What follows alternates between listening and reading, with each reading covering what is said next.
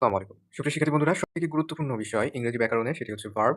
Parts of speech এর ভেতরে সবথেকে গুরুত্বপূর্ণ হচ্ছে ভার্ব। সো এই ভিডিওতে আমরা ভার্ব নিয়ে সম্পূর্ণ আলোচনা করব।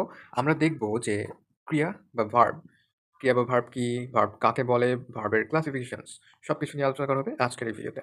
তো এখানে আমরা দেখব ট্রান্সিটিভ এবং intransitive verb, finite and non finite verb, regular and irregular verb, linking verb এবং ভার্বের ভেতরে রূপান্তর সম্পর্কে বা অন্যান্য পার্টস অফ স্পিচের সাথে ভার্বের রূপান্তর নিয়ে আমরা আলোচনা করব। তো অলমোস্ট যতগুলো টাইপ আছে গুরুত্বপূর্ণ সকল টাইপ নিয়ে আলোচনা করা হবে এই পর্বে।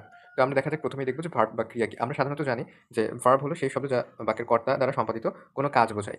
এখন আমরা শুধু কোনো কাজ বোঝাই এটাই আমরা বুঝি। কিন্তু না, ভার্ব দ্বারা অবস্থা বোঝায়। ঠিক আছে? অবস্থা বোঝায় বা ঘটনা বোঝায়। শুধু কাজ না, একই সাথে অবস্থা বা স্টেট বোঝায় এবং ঘটনাও বোঝায়। সো এই ভার্ব দ্বারা কাজ, অবস্থা এবং ঘটনা বোঝায় বাক্যে। ঠিক আছে? সাবজেক্ট দ্বারা কৃত। ওকে। একটি ভার্ব ছাড়া বাক্য সাধারণত অসম্পূর্ণ থাকে। এটা গুরুত্বপূর্ণ লাইন। প্রত্যেকটা বাক্যে একটা কি থাকবে? ভার্ব থাকবে। ভার্ব ছাড়া বাক্য গঠন হয় না।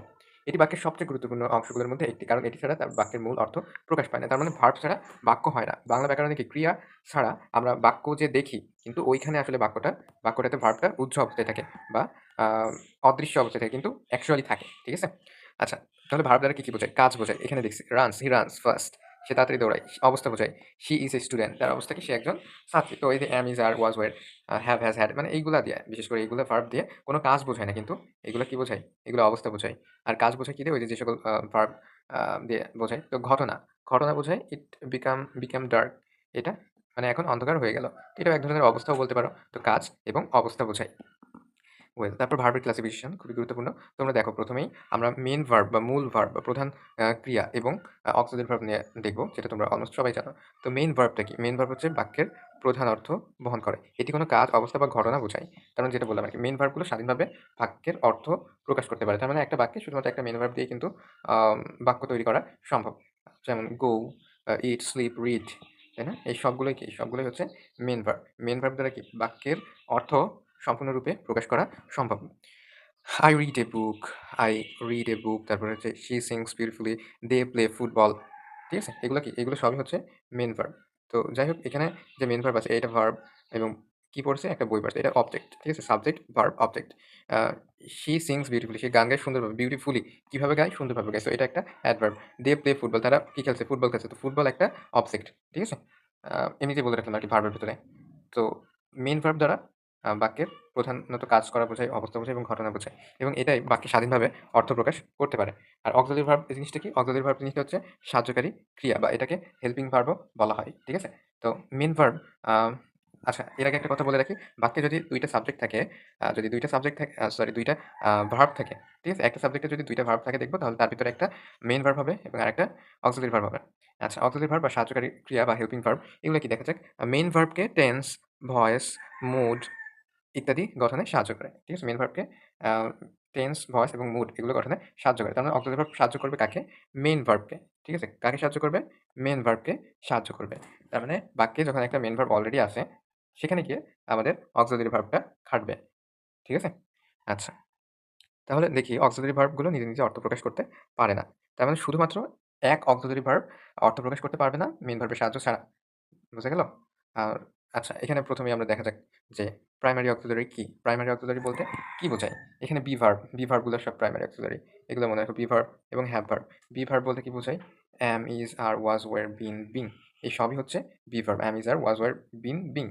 অ্যান্ড হ্যাভ ভার্ব হচ্ছে কি? have, has, had। আর ডু ভার্ব কি? Do, does, did. এগুলো সবই do verb. He is reading, সে বই পড়ছে। ঠিক আছে? ইজ রিডিং, সে বই পড়ছে। এখানে দেখো, এখানে তোমার হচ্ছে রিডিংটা হচ্ছে মেইন ভার্ব, রিড হচ্ছে মেইন ভার্ব এবং ইজ হচ্ছে auxiliary verb. Is auxiliary verb কেন?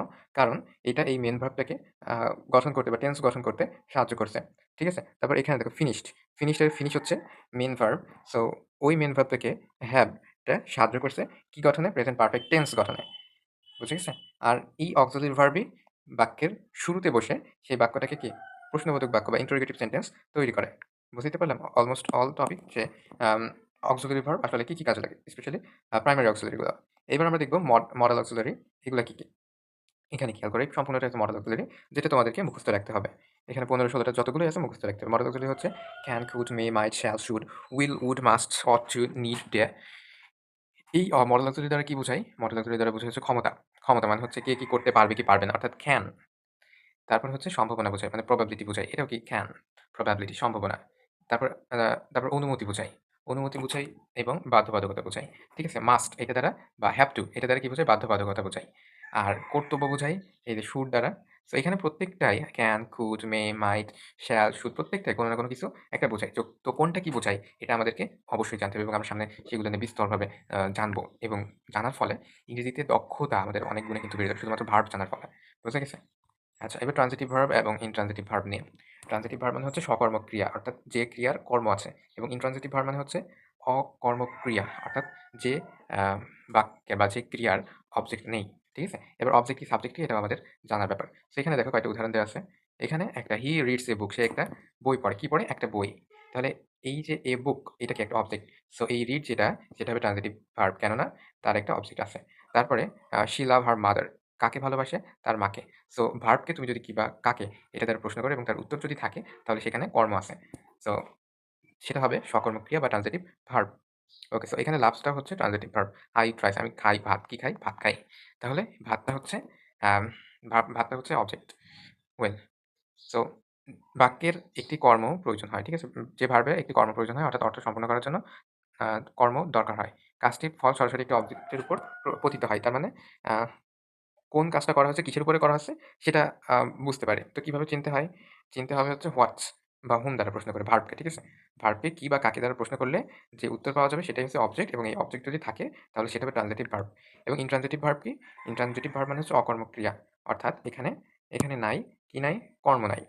সো এখানে কিভাবে চিনবা? হোয়াট বা whom দ্বারা প্রশ্ন করলে কোনো উত্তর পাওয়া যাবে না। চলো দেখা যাক বার্ড ফ্লাই, পাখি ওড়ে। এখানে পাখি ওড়ে, পাখি তো সাবজেক্ট, তাই না? তাহলে পাখির সাবজেক্ট কি ওড়ে? পাখি ওড়ে, এটা কিন্তু না। পাখি ওড়ে, পাখি ওড়ে কি? কিছু নাই। হি স্লিপ, সে ঘুমায়। কি বা কাকে দ্বারা প্রশ্ন করো, কোনো উত্তর পাওয়া যাবে না। শি ওয়াক্স স্লোলি, সে ধীরে হাঁটে। কি হাঁটে? কাকে হাঁটে? কোনো প্রশ্ন উত্তর পাওয়া যাচ্ছে না। তো এখানে যেই ভার্বগুলো আছে, এই ভার্বগুলা কি সব? সবগুলো হচ্ছে ইন্ট্রানজিটিভ ভার্ব। আচ্ছা, তারপরে কিছু ভার্ব ট্রানজিটিভ এবং ইন্ট্রানজিটিভ উভয় রূপে বাক্যে থাকতে পারে। হি রানস এ বিজনেস, সে একটা ব্যবসা চালায়। হি রানস ফাস্ট, সে দ্রুত দৌড়ায়। তার মানে এখানে বলতে চাচ্ছে যে ভার্ব একই, কিন্তু কোনোটা ট্রানজিটিভ হতে পারে আবার কোনোটা ইনট্রানজিটিভ হতে পারে একই ভার্বের। ঠিক আছে? এতটুকু বুঝে গেছে? আচ্ছা, এতটুকু বুঝলেই হবে। এইবার আমরা দেখব ফাইনাইট এবং নন ফাইনাইট ভার্ব। এটা খুবই গুরুত্বপূর্ণ। কেন গুরুত্বপূর্ণ? সামনে গিয়ে এটা সব জায়গায় কাজে লাগবে। ওকে, ফাইনাইট ভার্ব বলতে কি বোঝায়? যে বাক্যের সাবজেক্ট টেন্স দ্বারা সীমিত হয়। টেন্স দ্বারা সীমিত হয় মানে হচ্ছে কি? তার মানে টেন্সের জন্য আ ওই টেন্সের জন্য ওই ভার্বের রূপের পরিবর্তন হয়। ঠিক আছে? টেন্সের জন্য ওই ভার্বটা প্রভাবিত হয়। তাকে ফাইনাইট ভার্ব বা সমাপিকা ক্রিয়া বলে। আরেকভাবে বলতে পারিস যে বাক্যের অর্থ প্রকাশ করে। বাক্যের অর্থ সম্পূর্ণ রূপে প্রকাশ করে বা বাক্যের অর্থ সম্পন্ন করে। ঠিক আছে? যে একটা বাক্য যে আকাঙ্ক্ষা থাকে, মানে যদি এটা জেনে থাকো আকাঙ্ক্ষা আসলে যোগ্যতা। সো ওই আকাঙ্ক্ষাটা পূর্ণ করে ফাইনাইট ভার্বে। কিন্তু নন ফাইনাইট ভার্বে এটা পূর্ণ করে না। আচ্ছা, এখানে দেখো হি গোস টু স্কুল, সে স্কুলে যায়। ঠিক আছে? এখানে আ হি এটা থার্ড পারসন সিঙ্গুলার নাম্বার হয়, এর সাথে ইএস এটা যোগ হইছে। সো এটা যেহেতু যোগ হইছে এটা টেন্স দ্বারা কি প্রভাবিত হচ্ছে। তারপরে এখানে দে ওয়েন্ট টু স্কুল, তারা স্কুলে গিয়েছিল। তো এটা পাস্ট ফর্মে আছে। সো এই গোর বদলে হইছে কি? ওয়েন্ট হইছে। তো রূপের পরিবর্তন করছে। যখন আমরা দেখব যে ভার্ব টেন্সের জন্য বা নাম্বার, পারসন, জেন্ডার বা তার রূপের পরিবর্তন করে, তখন সেটা হবে কি? Finite verb. আর নন ফাইনাইট ভার্ব কি? নন ফাইনাইট ভার্ব কিন্তু এর উপরে কিন্তু টেন্সের কোনো প্রভাব নেই। এটা মনে রাখবা। আবার বলি, ফাইনাইট ভার্বের উপর টেন্সের প্রভাব আছে কিন্তু নন ফাইনাইটের উপরে নাই। নন ফাইনাইট ভার্ব টেন্স দ্বারা সীমিত হয় না। ঠিক আছে? আর এবং অর্থ সম্পন্ন করতে পারে না। অর্থাৎ বাক্যকে সম্পন্ন করে না। সো নন ফাইনাইট ভার্ব এটা টেন্স দ্বারা প্রভাবিত হয় না। তার মানে তুমি যদি বলো যে আ এখানে আ সাধারণত নাউন, অ্যাডজেক্টিভ, অ্যাডভার্ব এর মতো কাজ করে। তার মানে নন ফাইনাইট ভার্বগুলো অ্যাকচুয়ালি ভার্ব না। এগুলা কিসের মতো কাজ করে? নাউনের মতো কাজ করে, অ্যাডজেক্টিভের মতো কাজ করে এবং অ্যাডভার্বের মতো কাজ করে। ঠিক আছে? এগুলা সাধারণত ভার্বের মতো কাজ করে না। মনে রাখো। এই নন ফাইনাইট ভার্বগুলা নন ফাইনাইট ভার্বগুলা ভার্বের মতো কাজ করে না। রূপটা ভার্বেরই কিন্তু কাজ করে নাউনের মতো, অ্যাডজেক্টিভের মতো কিংবা অ্যাডভার্বের মতো। মনে থাকবে? আচ্ছা, আর এগুলা কি হবে? এগুলা টেন্সের দ্বারা প্রভাবিত হবে না। অর্থাৎ যেকোনো টেন্স হোক বা যাই হোক না কেন, এর রূপের কোনো পরিবর্তন হবে না। ওয়েল, তারপর প্রকারভেদ নিয়ে একটু দেখা যাক। প্রকারভেদ আমাদের কত প্রকার আছে? চলো দেখি। ৩ প্রকার আছে নন ফাইনাইট ভার্ব। কয় প্রকার আছে? ৩ প্রকার আছে। একটা হচ্ছে একটা হচ্ছে ইনফিনিটিভ। ইনফিনিটিভ মানে হচ্ছে টু যুক্ত ভার্ব। একটা হচ্ছে জিরান্ড। জিরান্ড মানে ভার্বের সাথে আইএনজি যুক্ত হবে সেই জিরান্ড। এবং একটা হচ্ছে পার্টিসিপেল। পার্টিসিপেল মানে হচ্ছে ভার্বের present participle, past participle form এবং past perfect participle form. Well, তো ইনফিনিটিভ মানে কি? টু যুক্ত ভার্ব এবং এই ভার্বের অবশ্যই কি ফর্ম হবে? বেস ফর্ম হবে। আর জিরান মানে হচ্ছে ভার্বের সাথে আইএনজি যোগ এবং কি হিসেবে কাজ করবে? নাউন হিসেবে কাজ করবে। জিরান কিন্তু নাউন হিসেবে কাজ করে। কিন্তু প্রেজেন্ট পার্টিসিপল এটাও জিরানের মতো সাথে আইএনজি যুক্ত। কিন্তু এটা কাজ করে কিসের মতো? এটা কাজ করে অ্যাডজেক্টিভের মতো। সো এইদিকে খেয়াল করো, এই পার্টিসিপল এই জিনিসটা কাজ করে হচ্ছে অ্যাডজেক্টিভের মতো। মনে থাকবে? পার্টিসিপল কিসের মতো কাজ করে? অ্যাডজেক্টিভের মতো। জিরান কাজ করে কিসের মতো? নাউনের মতো। আচ্ছা। আর ইনফিনিটিভ এটা কাজ করে হচ্ছে কোনো কিছুর উদ্দেশ্য বোঝাতে, এক কথায়, ঠিক আছে? উদ্দেশ্য বোঝাতে বা কারণ বোঝাতে। এনিওয়ে, এবার পাস্ট পার্টিসিপল মানে কি? পাস্ট পার্টিসিপল এটা এই সবগুলোই কিন্তু কিসের মতো কাজ করে? অ্যাডজেক্টিভের মতো। যেমন ওয়াটার, ওয়াটারের অবস্থা কেমন? রানিং বা চলন্ত পানি। ডগের অবস্থা কি? বার্কিং ডগ মানে ঘেউ ঘেউ করা কুকুর। আর চলন্ত পানি। তারপর গ্লাসের অবস্থা কি? ব্রোকেন অর্থাৎ ভাঙা গ্লাস। লেটারের অবস্থা কি? রিটেন বা লিখিত চিঠি। আই স এ রানিং বয়। কেমন বয়? রানিং বয়। বয়ের অবস্থা কি? রানিং। সেটা অবস্থা বোঝাচ্ছে। অবস্থা বোঝায় কিসে? অবশ্যই অ্যাডজেক্টিভে।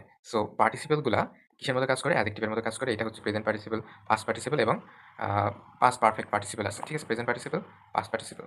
ওয়েল, তো এবার রেগুলার ভার্ব এবং ইররেগুলার ভার্ব নিয়ে আলোচনা করা যাক। রেগুলার ভার্ব বলতে হচ্ছে যে ভার্বের পরিবর্তন নিয়মিত হয়। তার মানে ইডি লাগালেই সেটা পাস্ট ফর্ম হয় এবং পাস্ট পার্টিসিপল ফর্ম হয়। যেমন প্লেড, স্টাডিড, ঠিক আছে? লাভড।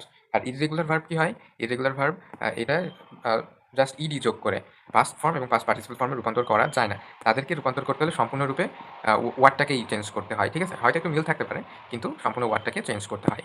এবার লিঙ্কিং ভার্ব কি? লিঙ্কিং ভার্ব কি বোঝায়? লিঙ্কিং ভার্ব বাক্যের একটি নাউন বা অ্যাডজেক্টিভের সাথে যুক্ত হয়। ঠিক আছে? কিসের সাথে? নাউনের সাথে যুক্ত হয় এবং অ্যাডজেক্টিভের সাথে যুক্ত হয়। সাবজেক্টকে অতিরিক্ত তথ্য দেয়। তার মানে সাবজেক্ট সম্পর্কে অতিরিক্ত তথ্য দেয়। অর্থাৎ এটা মাঝখানে বসে, শি ইজ এ ডক্টর। সে কি? একজন ডাক্তার। তো এই ইজটা ডাক্তার এবং তার মধ্যে যোগসূত্র স্থাপন করল। He looks tired. তাকে কি দেখাই? টায়ার্ড বা ক্লান্ত দেখাই। সো এই টায়ার্ড, এই লুকস, এটা এটা তার অবস্থা বোঝাচ্ছে। The food taste good. ওই খাবারের স্বাদ ভালো। সো এই যে লিঙ্কিং ভার্বের পরে কি থাকবে? অ্যাডজেক্টিভ থাকবে। ঠিক আছে? অ্যাডজেক্টিভ থাকবে কিংবা এই নাউন থাকবে বা এই অ্যাডজেক্টিভ থাকবে। আচ্ছা। সো লিঙ্কিং ভার্ব কোন জিনিসগুলো আসলে লিঙ্কিং ভার্ব নিয়ে কাজ করে? আচ্ছা, ভার্বের রূপান্তর। তার মানে একই ভার্ব যেটা প্রেজেন্ট ফর্মে, যেটা প্রেজেন্ট টেন্সে একরকম, পাস্ট টেন্সে একরকম এবং ফিউচার টেন্সে একরকম। এখানে I read daily, I red. আচ্ছা, এখানে দেখো রিড এবং রিড এই ২ টাই কিন্তু প্রেজেন্ট এবং পাস্টে আছে। কিন্তু প্রোনাউন্সিয়েশন কেমন হবে? রেড এমন হবে, ঠিক আছে? আচ্ছা। তো ভার্বের রূপের পরিবর্তন কোথায় হয় সেটা নিয়ে আমরা সামনে আলোচনা করব টেন্স এবং ভয়েস দেখার সময়। টেন্সের ক্ষেত্রে ভার্বের কি রূপ হয় এবং ভয়েসের ক্ষেত্রে ভার্বের কি রূপ হয়? ভয়েসের ক্ষেত্রে কি হয়? অ্যাক্টিভ ভয়েসের ক্ষেত্রে স্বাভাবিক থাকে, কিন্তু প্যাসিভ ভয়েসের ক্ষেত্রে অক্সিলারি ভার্ব প্লাস ভার্বের V3 আসে। তারপর মুড অনুযায়ী ভার্বের কি রূপ হয়, নাম্বার পারসন অনুযায়ী কি রূপ হয় এটা নিয়ে আলোচনা করব।